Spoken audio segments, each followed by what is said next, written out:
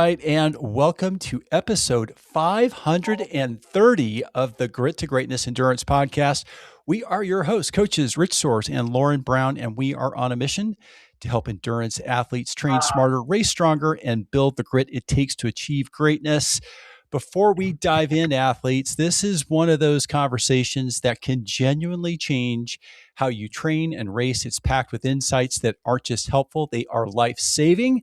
This week, we are going to sit down with open water safety leader and endurance athlete, Alyssa Magrum.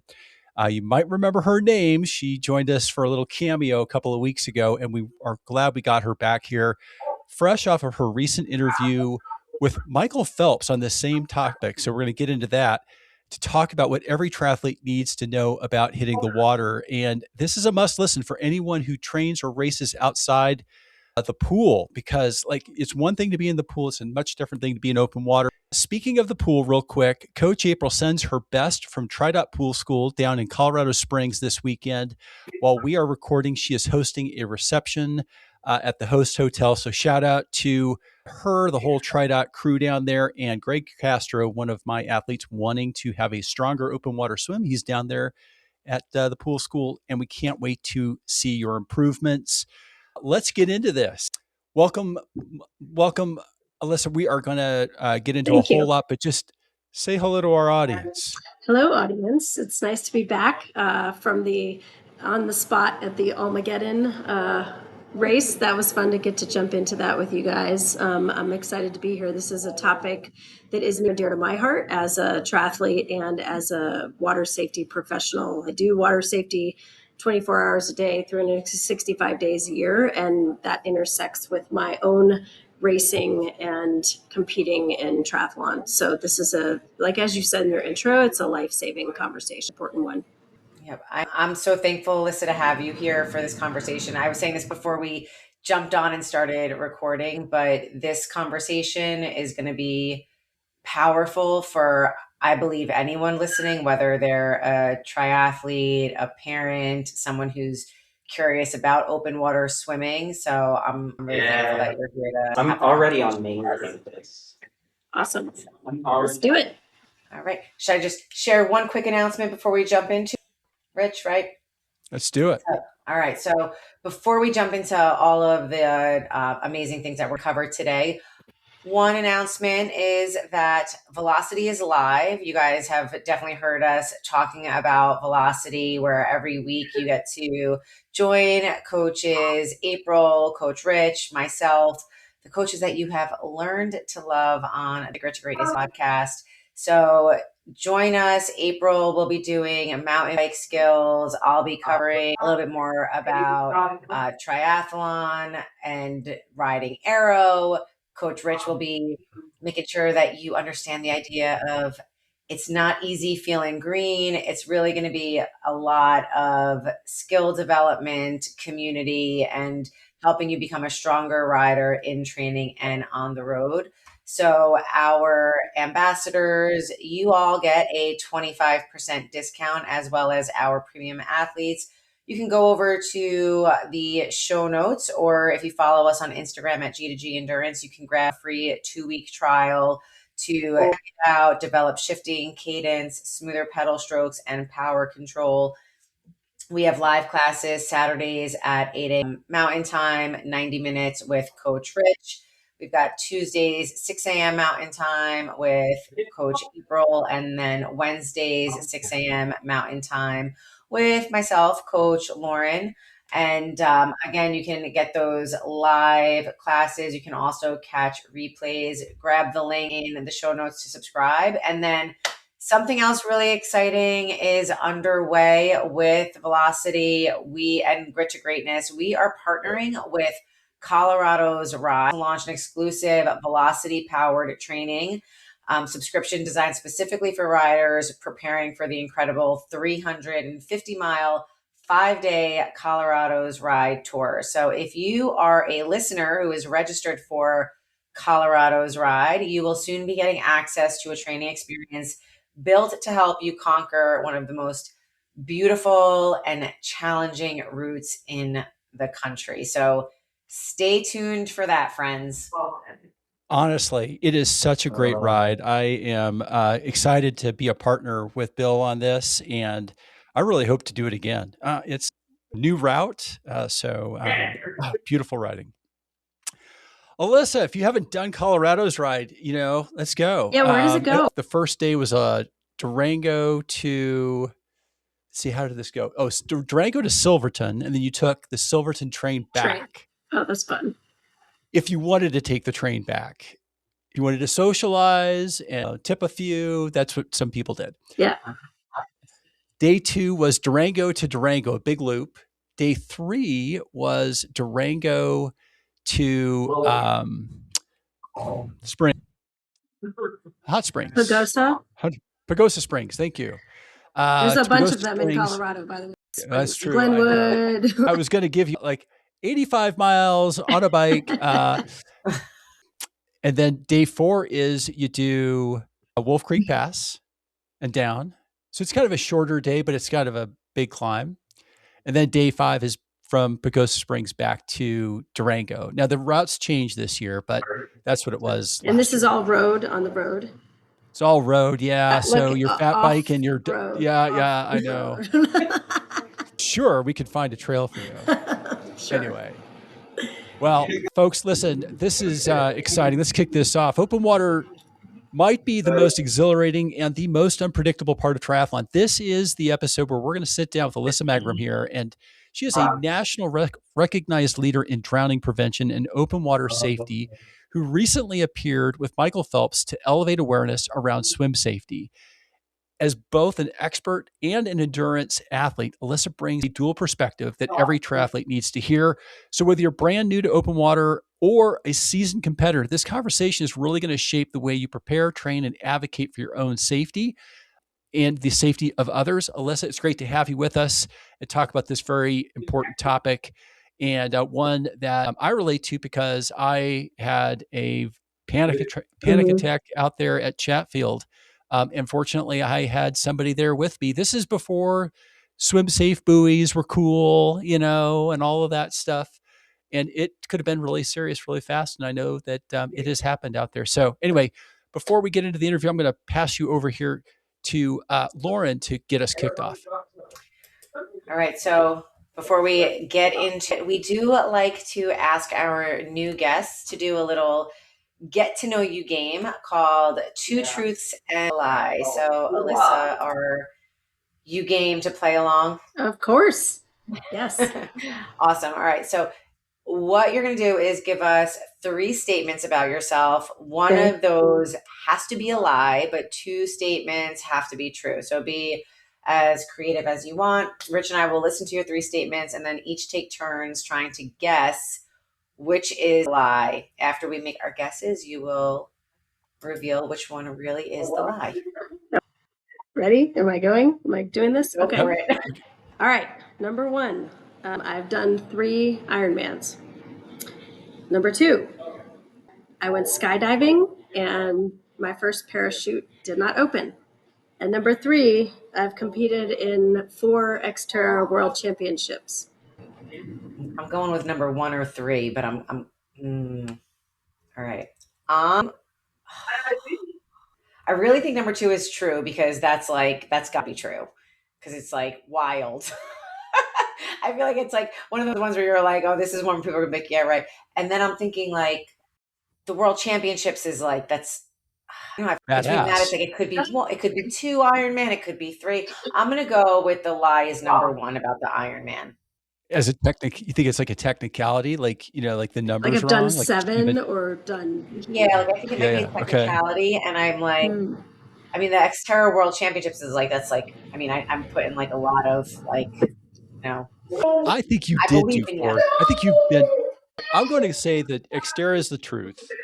I'm going to say that 3 Ironman's the truth. I'm going to say the skydiving in the first shoot didn't open. I think you're just trying to. Okay. All right, Lauren, what's your final answer? Final answer is the Ironman one. That's your lie. It's my lie. You are correct. That is my lie. I have not done an Ironman, nor will I ever do an Ironman. Once upon a time, I thought I wanted to, and then I realized, wow, that's a lot of hours and a lot of hurt on my body. So the other 2 are true. I have done 4 Xterra World Championships, and I'm sad that it's no longer in Maui. And yes, I went skydiving with my brother, and we did the tandem with a skydiving person. And halfway down, I was supposed to be able to steer the parachute, and nothing was happening. And so I was like, when do I get to steer? And he was like, we have a problem, which you really don't want to hear that when you're hurtling towards the earth. So yeah, the first parachute just went down. So they used the reserve. So thankfully the reserve worked. True story. My heart is like stopped. I'm like, It was, what? yeah. But I did go another time. I went when I was in Hawaii with my daughter, and we went over the ocean. And I was like, all right, well, that one was all good. So okay. I literally was going to ask you, like, did you ever do it again after that? Well, I wasn't going to, but my mom was supposed to go skydiving with my daughter, and then she decided she didn't want to do it the last second, and so I couldn't send Ella up there by herself. So I was like, all right. So yes. I cannot believe you did it again. Like, I mean, like I say that, I mean, people say that people who've done Ironman, like, why would you do another one? But people this say is that to like, people who've given birth. Why would you do that? I guess that's true. Yeah, there's a lot of that. Okay, well. All right. Well, there you go. So, all right, your first Xterra World Championship. You're there. Tell us about the first experience there. Oh, the first one I went and managed to get in with a lottery slot. So I got a lottery slot for the first one. Every other one I qualified for, but I got in and I went, and I just was like, it's a beautiful place. I'm just going to do this race. And that was actually, my parents were there, and my daughter, who I think she was 8 or 9 at the time, were there. And it was hard. I mean, it was like, the surf was doable, which later on it wasn't time, which we'll talk about. And the mountain, but it's, so the swim was great.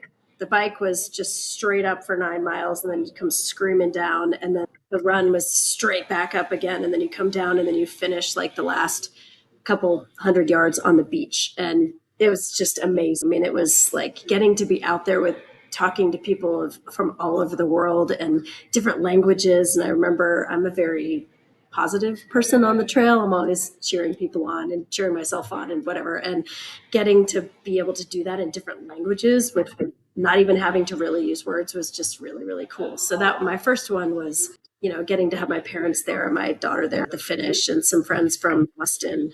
We all went together, was really, really great. So that was my first one. I was like, I got to come back and do this again. And I did 3 more times. So. And qualified. You're qualified. You're yes, motivated qualified. to get back. Yes. Awesome. I qualified a couple of other times, but I just couldn't afford to do it because it was not a cheap endeavor, right? As we know, when we travel with bikes and all of that. So, yeah. Well, thank you for entertaining that. That was a lot of fun. We never know what we're going to find when we go looking into those corners. So that was a lot of fun with you. But let's get serious here for a minute. I listened to the interview that you and Michael Phelps did. It was actually very sobering. I don't know why I was expecting something lighter, but it was hard to hear some of the stories that you guys talked about. And I mean, so you've spent a career in drowning prevention, but you're also an endurance athlete. So how have your professional insights changed how you personally approach the water?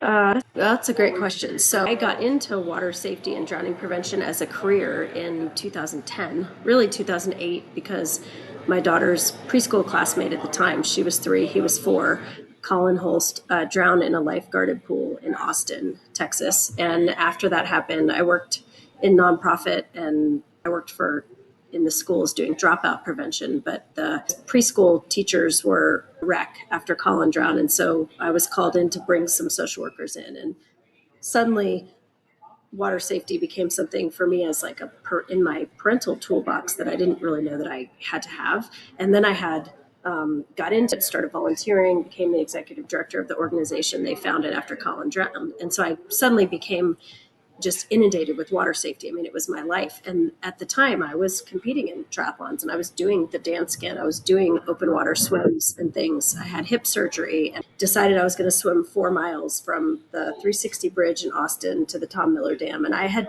never swam more than a mile. I had done like maybe 3/4 of a mile. So I was like, I'm just going to swim 4 miles. And I was going to do it with just like a kayaker next to me. And then I decided to raise money for Colin's Hope, and I suddenly started learning about water safety. I was like, oh my gosh, I can't do it. I can't just get in the water and swim I need support, I need safety, I need all this stuff. And that turned into, we did that event it turned into an event because 18 people wanted to do it with me. My physical therapist, after I had hip surgery. Anyway, I learned a lot sort of on the fly in that particular putting on it. I suddenly became a race director, really putting on that event and thinking through, oh my gosh, like every swimmer had a kayaker with them, and they had to use an orange buoy, required swimmers to do that. And the kayakers that were the water guardians had to have a properly fitted U.S. Coast Guard approved life jacket as safety. We had open water certified lifeguards that were guarding this event, not pool lifeguards, which is what happens at a lot of races and things like that. So I was learning on the fly for a couple of years. And then I started showing up at triathlons to compete and was appalled at, like, I've gotten out of the water in 2 different triathlons to say, hey, we have to stop this. This is not safe. You cannot send people out based on the lack of guards, the lack of safety and things like that. And so it became like my water safety world that I was really working on, like childhood drowning prevention.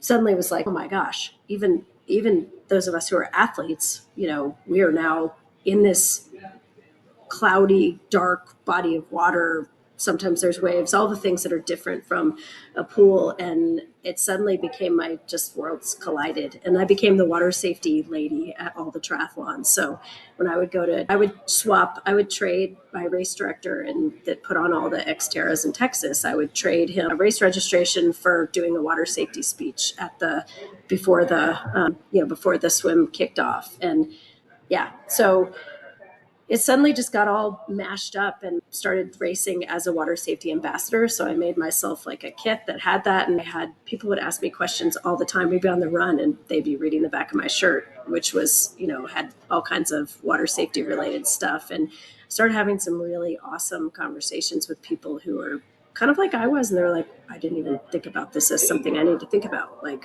at all. So it got all mashed up. And then I had a couple of experiences at races, which I'm happy to share in this interview if you want, where I really said, we have to do better. Like, we have to do better as athletes and our personal responsibility, and we have to do better as race directors and safety professionals. Because there's a lot of things this is preventable, first of all. I mean, drownings are preventable, right? So I think we have a long way to go, though. So when I first started swimming at a lake near me, when I first was going, felt like uncomfortable using a buoy because I felt like some of the other swimmers who weren't using them were judging me. And it's and now I don't care. I'm like, yes, I know I could swim 2 miles without a buoy, but like, God forbid something happened. You have a leg cramp, you gulp water, you get whatever, right. Anything. You never know. And it's like, I felt like some swimmers are like, oh, you don't need to wear a buoy. You're not going to, because I've heard people say before, like, you're not going to have a buoy in a race. Right. Why are you wearing one now? And I'm like, I don't know. In a race, it's a little bit different scenario. I'm in a lake with like you said, like maybe 3 like high school kids that might just be pool certified lifeguards, and they're all sitting chatting with each other in the middle of right. Well, in a lake too, another thing that like just this particular, which is like, not legal in a race, but in our swims, when I put on the open water swims, we required them. And part of it was because you're visible. Like, you're visible to boat traffic, you're visible to swimmers, you're visible to your water guardian, you're visible to the lifeguards. Visibility is a big thing. High vis swimwear is a thing with kids we talk about now. It's a thing where it's like when you're choosing your child's swimwear, choose one that you can high visibility, yellows, greens, oranges that you can see in the water, more visible if they go under. And it's like, wow, we should be applying that to like all water. I'm waiting for the neon wetsuit to come out that is the high vis wetsuit. Not to keep getting sidetracked, when my first triathlon I ever did in 2004, my older sister and I were just like fundraising for the Leukemia and Lymphoma Society. Yep. Team and training. Yep, exactly. One of the local swim shops donated wetsuits to us, but they were like surf wetsuits, and mine had like all this neon orange. And I remember thinking, Everyone might just think I'm a buoy, though. I don't know if I'm just like floating and not moving. They're gonna be like, "Is that just a buoy in the middle of the ocean?" But they'll see you. But they'll see me. Right. Exactly. I'm not in all black. Yeah, so crazy. But you've said this is a little bit in line with this comment that you've Yeah. said that no one is drown proof, even elite swimmers. So can you explain what that really means for athletes who think they're strong or experienced enough to be safe in any conditions? Yes. So first of all, you can just pull up your favorite search engine and put Fran Crippen, which Fran was a, elite athlete who drowned during the final few 100 yards of a long swim. And Michael and I talked about that in the podcast because he and Fran were friends. And the no one is drown proof is just that, no one. I don't care who you are. And Michael and I were talking about that. It's like, it doesn't matter. Like I say this in my drowning prevention work. It's like, no one's drown proof. It doesn't matter your age, your race, your gender, your socioeconomic level, or your swimming ability, because water is inherently dangerous, right? So you can get into water that you think is fine and safe, and anything can happen. You can get struck by something, you can get a leg cramp, you can get gulp water, and you can go, if it's cold water, your body does different things. If it's hot water, you can get dehydrated. And so I really truly believe exactly that. No one, I do not care what your swimming ability is. I think I'm a really strong swimmer, and I almost drowned in one of those Xterra World Championships. So it's something that I think people need to let go of their egos and tone it down and say, hey, this is absolutely something that we all need to think about and be responsible, honestly. So yeah, I mean, it's just that no one is drown proof. Done. Period. I remember the days when, we didn't have those swim safe buoys, right? I also remember the days when we didn't have helmets when we skied, Right. but now it's like, it's a fad, right? Who's got the coolest helmet, right? That's what we need to do. We need to make it, who's got the coolest swim safe buoy? We're trying to do the same thing in water safety with life jackets. So when we figure this out, go. and that's actually one of the things that I'm looking at is like, why is it cool or acceptable or a social norm to wear a helmet when I snowboard, and when you snowboard or you ski? Like, why can't we do the same thing? Why are we not doing the same thing in other places? And we still haven't cracked the nut on why that is or how that happened. But anyway, I mean, these guys, I mean, literally, this is like my best friend when I swim in open water. I was training for a 9-mile swim, and I was in Hawaii, and I swam for 4 hours back and forth on this beach with this buoy in the surf and on a lifeguarded beach. But still, I was like, people think that, I mean, we got to take the shame out of that, Lauren. I hate that that's the thing. I think it's definitely getting better. And it's funny because when we first started doing these swims, and they were a fundraiser for Collins Hope, the organization that I was running. And when we started doing them, we would know that it was a Collins Hope swimmer because we'd see the orange buoys. And now it's 15 years later, and it's more commonplace, which I love. That it makes me so happy to see a pink one, an orange one, a yellow one. I don't care, just to see a buoy. Yay! And I think triathletes are probably more triathletes use them. I think it's what I see, like in my local pond, the gravel pond out here at Chatfield. It's usually some of those master swimmers that are, Cool. they got the little small Speedo on, and, they're trying to do, breaststroke or butterfly. Yeah. But I think it's condition. Take the shame out of it. Absolutely. Take the shame out. And it's not a badge of honor to swim without one. Well, I actually wish they were legal in triathlons. Like, I mean, I know that the Swim It, I don't know if you guys know what the Swim It is, but like, that's the one that you can wear. It is race legal in USAT, or at least it used to be. And you wear it on your leg. And if you have an incident, you pull the thing, and the CO2, inflates it. My issue with that, same thing with life jackets that are inflatable life jackets, is if you are drowning, you are counting on the fact that you can pull that thing and that you can do that. And that's I don't love those. I think they're a layer of protection. I think it's probably better that than nothing. However, you're relying on the fact that you'd be able to pull that thing, get to it on your leg, pull it, and or deploy it. So, but those are race legal. I mean, I have a whole thing of like, I think these should be race legal, and you can start if you want to. You start further back, or you start to wave with Totally. buoys or something like that. I mean, this has been a platform of mine for years. No, I think it's sound advice. I mean, honestly, think about the liability, Yeah. and honestly, people just we don't always estimate our abilities especially like in a race condition. Yep. And conditions change, right? I mean, I've been out there at Chatfield and I've seen it go from sunny and beautiful to cloudy and overcast. And And an now, ocean, wait a minute. probably wakes, waves and whitecaps and things like Undertows, that. things Yeah. change fast. What's your advice for how to be prepared or just, not underestimate how fast conditions can change? Well, first of all, I mean, I think it's interesting. I was just working for work today on a water safety for teenagers poster. And so it's like a lot of the things, that age group tends to drown in open and natural water more than in pools and things like that. And some of the things I was writing for that poster are absolutely applicable here. First of all, it's like never swim alone. That's the biggest thing. Like I just had to, short anecdote here. So I was just, my organization, the National Drowning Prevention Alliance, we just put on the International Aquatics and Water Safety Conference last week. And we were at the Broadmoor Hotel in Colorado Springs. And it was a whole bunch of aquatics people, swim instructors, water people, right? And there's a 2-lane pool, outdoor pool, and it opened at 5:30 in the morning.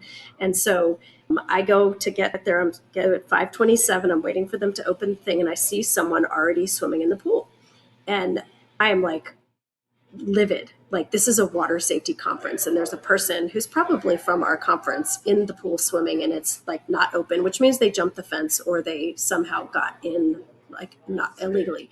So anyway, the person comes, unlocks the thing, go in, we start swimming, and I won't get in there if there's not another person swimming. So I have my buddy and we're swimming, and later at the conference I run into this woman and I'm like, hey, were you swimming this morning in the pool? And she's like, oh yeah, I thought it opened at 5, but it didn't. So I just like hopped over, and I was like, okay, first of all, we're at a water safety conference. And second of all, don't be an idiot. Like, and I ripped her one that thing. I was just like, never swim alone. And she's like, but I'm a good swimmer. I'm like, famous last words, like, just don't do it. Like, that is one of the biggest things. So back to your questions, like, don't swim alone. I don't care if it's a pool or like, I won't swim at Copper Mountain, which is like the pool that's the closest to me in Leadville, and because it's not guarded, and I don't know that there's not going to, I don't want to end up there by myself. And so never swim alone. And also, like, you were talking about the weather conditions, like, check the weather and the water conditions first. Like, how cold is it, first of all? Is there a storm coming in? When I lived in Austin, I used to swim in Lake Travis, and that would just, if there was a storm coming in, it comes in fast, and it comes in and it becomes an ocean, and are suddenly in very different conditions, right? Swim close to the shore. That's always, that is a safer thing. I always say, do not ever swim without, don't swim alone, and don't swim without a buoy, because you have that to hold on to if you need it. Best case, if you have a paddler, I always love to have, if it's lake swimming, I always love to have a paddler, because they are also helping you be more visible, and they're watching. I mean, I've told my paddler before, like, hit me with your paddle if there is something coming, or if, like, seriously, I'd rather be hit with a paddle than be hit with a boat, and pay attention. Like, I listen when I'm in the open water and I'm swimming. I am listening. Like, I don't swim with music. I don't swim with anything, because I feel like I have to be incredibly aware, more than if you're in a pool and you're swimming back and forth. Like, you can get into a very, like, methodical, just back and forth, but you can't do that when you're in open water. Like, you have to be aware of what's happening around you.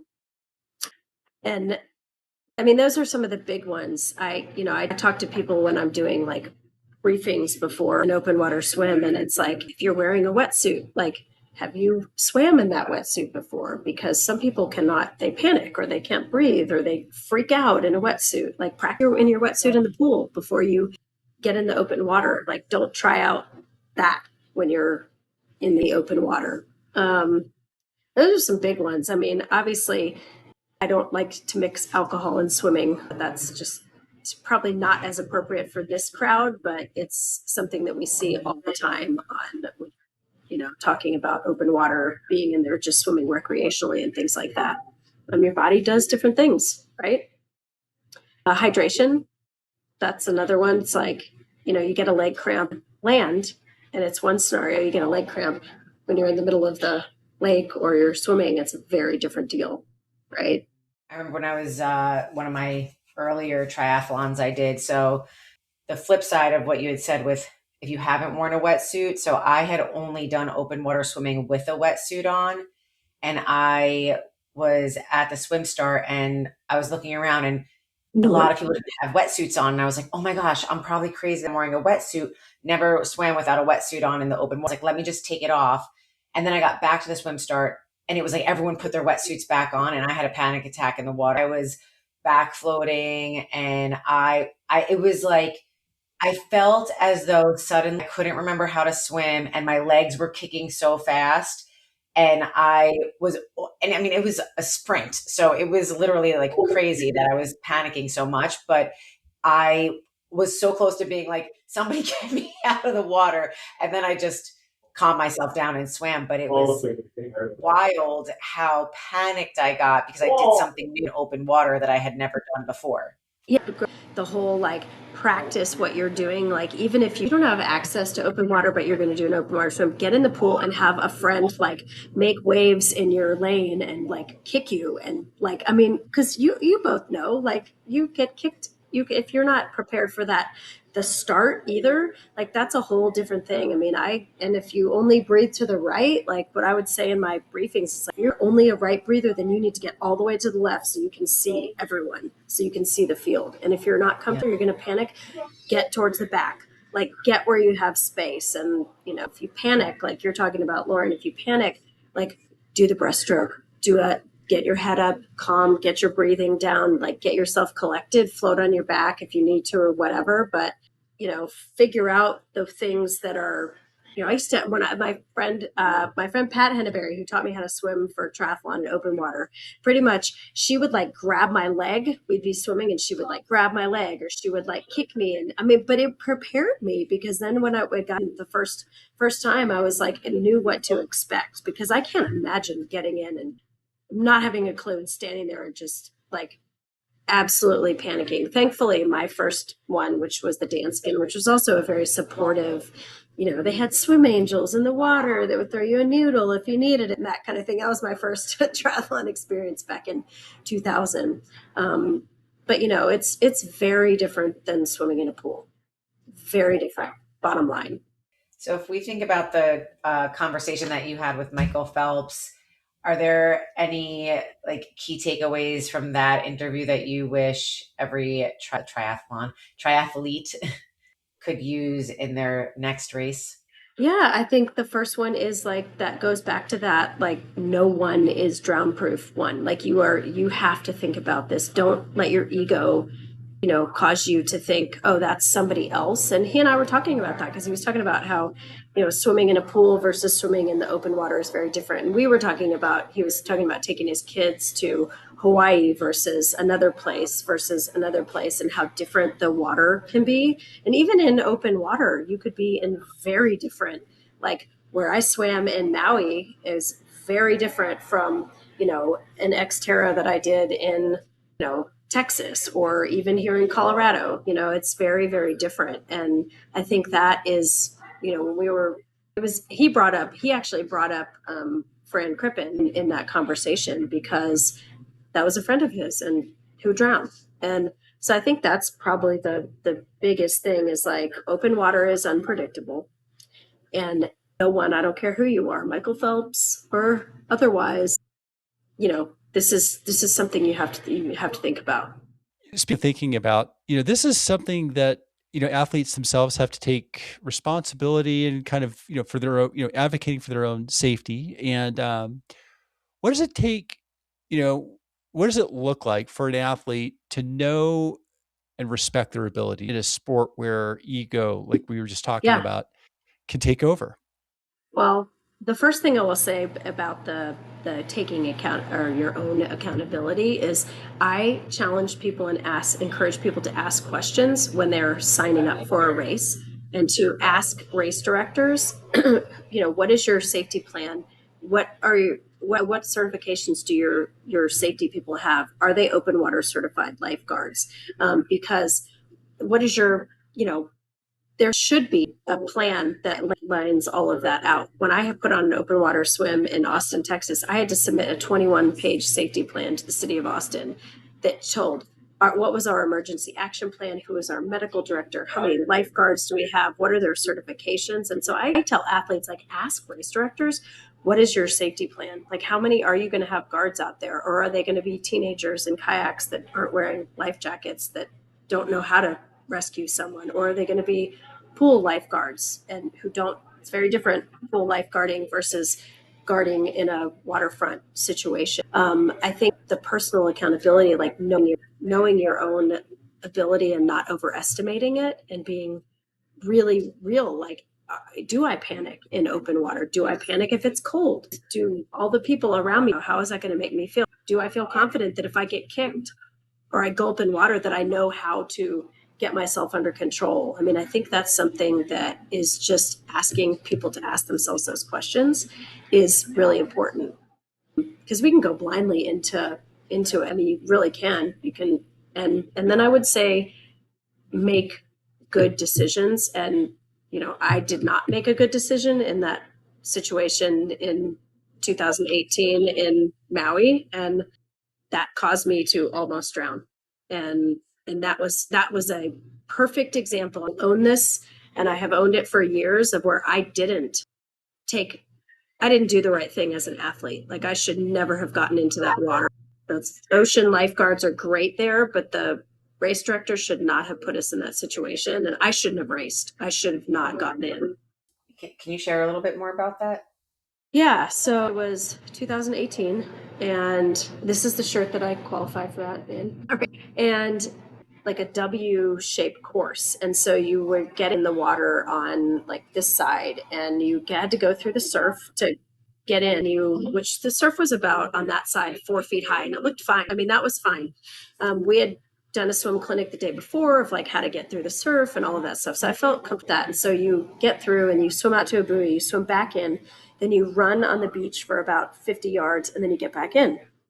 When we went to get back in, and the way that this beach was, I don't know if it was a current that came in or just things shifted, but the surf on the second part of the W, that second part, was huge. And it wasn't like rolling surf. It was like crashers. And I remember getting ready to get in my mind thinking like, wow, like I will use some expletives that I will not use in the podcast, but it was like, but I had so much adrenaline, and I'm a strong swimmer, and I love the ocean. And so I just went tearing in there with everybody else. And I got pummeled by not one, not two, but 3 waves. And after the third one, I was at the bottom, and I remember thinking, oh my God, the water safety lady is going to drown. Like, this is it. Like, because I had gotten hit by one and came up, and then there was another one. So I tried to get down, but I couldn't get down deep enough.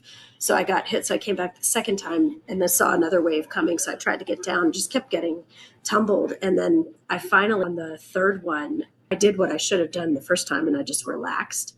And I figured out found my way, because I couldn't tell which way was up. I found my way, which way the bubbles were going, which is what I know to do, and came up. And thankfully there was a break in the set. And I just had so much adrenaline. I started swimming. But after that, and I did the race, got through it. It was a mess. I mean, it was just horrible conditions for that race. And about 2 weeks later, I was in a movie theater watching a movie, and there was a scene where there was like a dad and a son who are surfing, and the waves crashing noise, I had a full-on anxiety attack in the movie theater. And I'm like, oh my gosh, this is from that experience. And I was terrified to get back in. And I qualified the next year, and I was like, I'm going back. Like, I have to go back and make peace with this, and I have to go back. And I did. In 2019, I went back and did it again. But like, I should never have gotten in. And I know that.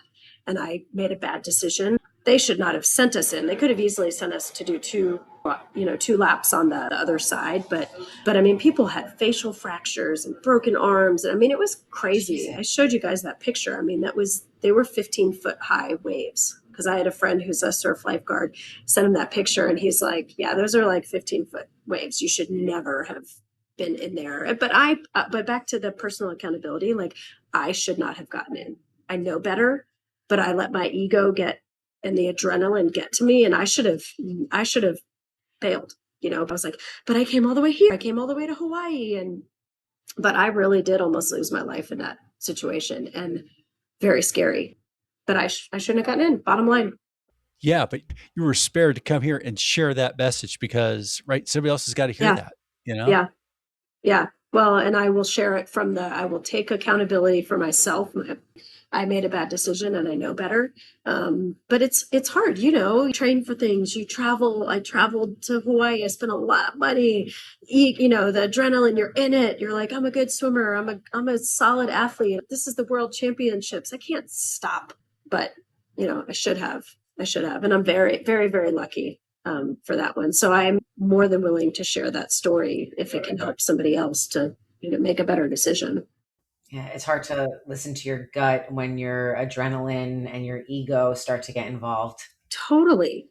And that's if I gave a suggestion, I would say, listen to your gut. like let the gut go bigger than the ego. I mean, you mentioned like the race director. So if we're thinking about the role that they play in safety when it comes to races, open water events, what would you say are some non-negotiables that you believe every race should be required to provide for open water events? Yeah. So for one, open water certified lifeguards. Like it is very different when you are guarding a pool, a calm, clear pool that has exits, and most of the time you can see if someone goes down, not all the time, but I'm a waterfront lifeguard, got my open water certification because I wanted to be able to, I wasn't actually going to work as a lifeguard, but I wanted to be able to, if I'm racing, to be as prepared as I could and to just be knowledgeable. And so I think that I think open water and triathlon, if it's not in a pool, people should have the proper certifications and the knowledge, because coming up with a safety plan or a plan for how you're going to guard that race is very different and that's what I used to have to do. Is I would volunteer my time to go down and talk to the guards at the races that I was going to do, because and the first question I would say is, do y'all have a plan for like what happens if someone goes down? Like, how are you going to respond? Like, you need to know exactly what you're going to do. And they didn't. And it was appalling to me. So I think that that's one thing. I mean, I also think that race directors should have a mandatory safety briefing that athletes, when they register for the race, they have to watch a 5-minute video. I'd be happy to record it for any race director who wants to have one, just that talks about some of the stuff that I used to talk about when we were standing at the water's edge. That was just kind of like, is this your first time in a wetsuit? Like, no, and how to signal for help and what to do if you panic and some of those things. So I would love for every athlete for race directors to have that embedded in the registration process. Like, you watch this video, just like you sign a waiver. You have to watch this video, and it could be a 3-minute video. It doesn't have to be long. And I think there should be obviously appropriate medical people on site, right there. But I mean, I think the biggest thing is just the open water certified lifeguards. And I know it's hard, and I know it can be expensive. And that's usually what the barrier that race directors say is, well, I'm not making any money on this race anyway. Well, guess what? Like, if you lose a life because not only, I just did a whole session at my conference last week on the ripple effect of drowning. It's like, you don't just have the victim, but you have the victim, the family, the bystanders, the responders, the community, like all of those people, if you have an incident. And so I would challenge race directors, like, embedded into your race fee, it's like $5 extra, and we're going to have appropriately certified, lifeguards. Be transparent about it. I would pay it. I think we probably would all pay it, right? And I think, I have one more story of like two little anecdotes of things that actually happened in races. And these are the two that I got out of the water. I was getting ready to start the race and got out of the water to stop the race because it was not safe. The first one was years and years and years ago. And there were kayakers, and they were high school kids, that were volunteers that was the safety for the whole race. And they didn't have life jackets on, first of all. So if they had to try to help someone, they also didn't have a throwable thing. So they couldn't, what were they going to do to help someone? And then they had a jet ski in the water with no sled or a second person on it. So basically, if a jet ski went to go respond, they were just going to like churn up the water around the drowning person. So I got out of the water, stopped the race, and I was like, you cannot do this until you fix it. And sure enough, the second they fixed it, they're not 150 yards in, someone started drowning and they had to respond. And they were able to respond, though, because they had, it still wasn't great because they were still volunteers and but they at least could respond. That was one. And then the second one was, it was an Xterra, and they had a men's wave and a women's wave. And we were supposed to be 2 minutes apart. And so they sent the men off first, and all the lifeguards went with the men. And so all of the women are standing there and they're about to start the race. And I'm like, you cannot start this race. Like, we have no safety.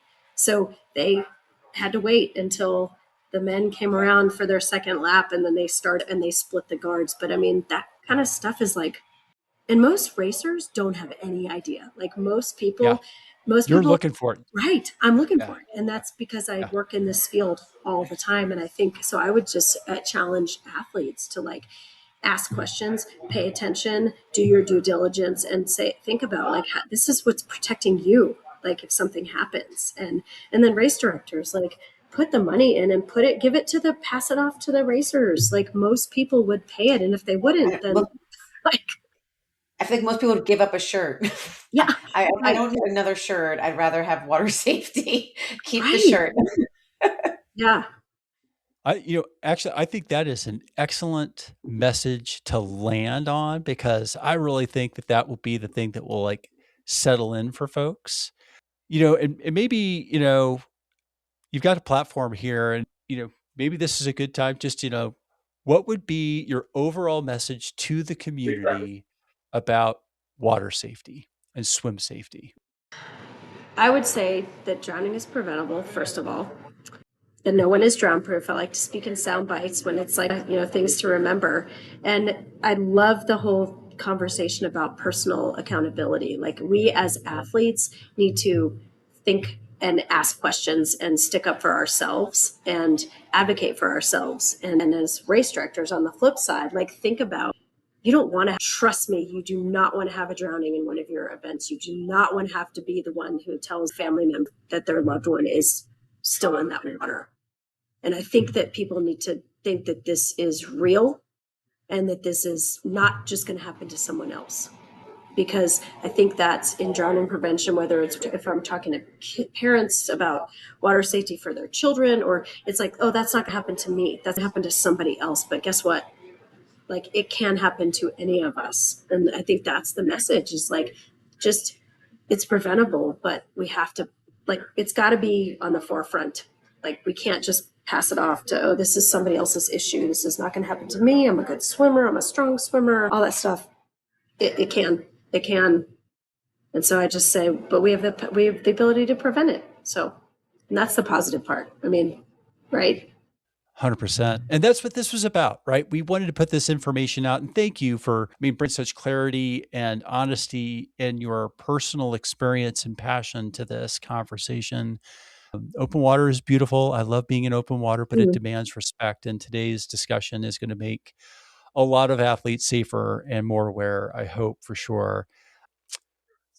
Coach Lauren, you want to kind of wrap us up here? I sure will. So, one, Alyssa, thank you so much for being here, because this was so much information that we need to hear. And for our listeners, today's episode helped you rethink your approach to open water. Please share it with a training partner, your local tri club, or your next race director, for sure, because spreading knowledge literally saves lives. And again, big thanks again to Alyssa for joining us on the podcast. I loved it. Thank you for letting me talk about this. And I will say, if anyone out there listening wants me to do a video for you for your race, I will do it. I would love to do that. That's something that I think if we start modeling that behavior, then it'll become commonplace. So, that's that. You guys can put in my contact information or whatever, but I really do mean that. That is, it's something that I think we just need to start putting these things in, just like the whole, let's take the shame out of the buoys and, whole visibility in the water. All this stuff it's only going to get better and it's going to save lives. It's going to be cool, just like snowboard helmets. Yes. That's right. Folks, this was awesome. Stay around here for just a second, Alyssa. Folks, our show was sponsored by Vespa Power. Vespa Power Endurance helps you tap into steady, clean energy so you can stay strong, focused, and in the zone longer. Vespa is not fuel. It is a metabolic catalyst that shifts your body to use more fat and less sugar as a fuel source. Vespa comes in a number of products. You get to pick the one that works best for you. I like the concentrate, just putting that in my water bottle. Less sugar, higher performance, faster recovery. There is a code here for your first purchase. 303 Endurance 20 will get you 20% off your first purchase. After that, you can get 15% off of recurring orders. There's a code here in the show notes for that. The link is here. Check it out. You really will notice a difference. Thanks for spending time with us today on the Grit to Greatness Endurance podcast. If you enjoyed today's episode, please follow us and leave us a rating on Apple Podcasts or YouTube. It helps us reach more listeners like you. Stay gritty, train smart, and keep chasing greatness. We will see you next week.